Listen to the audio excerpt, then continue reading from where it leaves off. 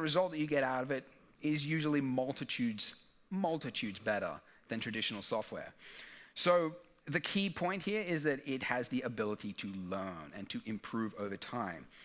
Now, what it needs in order for that to happen is huge data sets and fast hardware, like, for example, motion capture. So I think we're going to be doing away very soon with the mocap suits and the expensive studios, because now you can capture just from raw video. So there's no sensors, this is not a special camera, this is just simple video.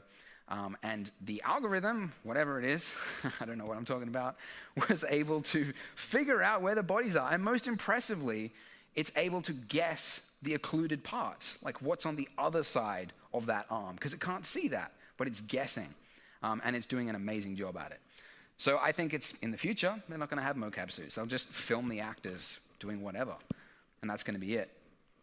And then there's this other one, which, to be honest, I don't know how it works, but they filmed a dog in a mocap suit for an hour, doing running and jumping, and then using neural networks, whatever that is, they translated that into player motion in a game.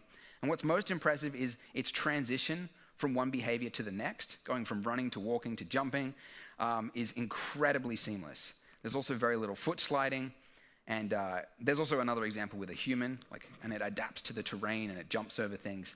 I think this is inevitable. I think you're going to start seeing it in games.